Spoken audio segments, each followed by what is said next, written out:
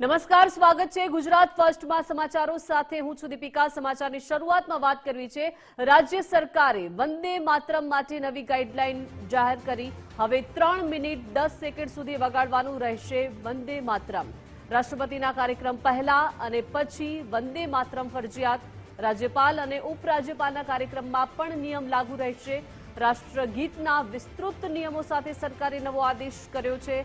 Protocol અને ગરિમા જળવાય તે માટે હવે નવી માર્ગદર્શિકા જાહેર કરવામાં આવી છે। વધુ માહિતી સાથે સંવાદદાતા નિકુંજ જોડાઈ ગયા છે। નિકુંજ, રાજ્ય સરકારે વંદે માતરમ માટે હવે નવી ગાઈડલાઈન જાહેર કરી। શું રહેશે આ ગાઈડલાઈન?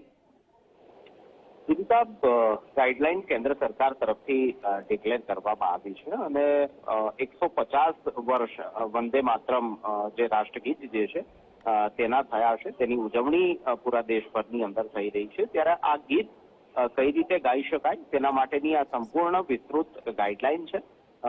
મહત્વનું છે કે રાષ્ટ્રગીત વગાડવા બાબતે સરકારે આ ગાઈડલાઈન ઇસ્યુ કરી છે, જેમાં 3 મિનિટ ને 10 સેકન્ડની અંદર રાષ્ટ્રગીત જે છે તે વગાડવું પડશે, એટલે કે તેના અંદરના સમયમાં પૂર્ણ કરવાનું રહેશે।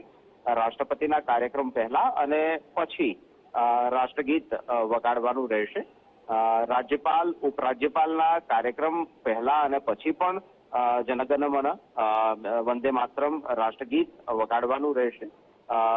રાષ્ટ્રગીતના વિસ્તૃત નિયમો સાથેનો ઓર્ડર પણ આ ઇસ્યુ કરવામાં આવ્યો છે। જી નિકુંજ, આભાર વિગત સાથે જોડાયા તે બદલ।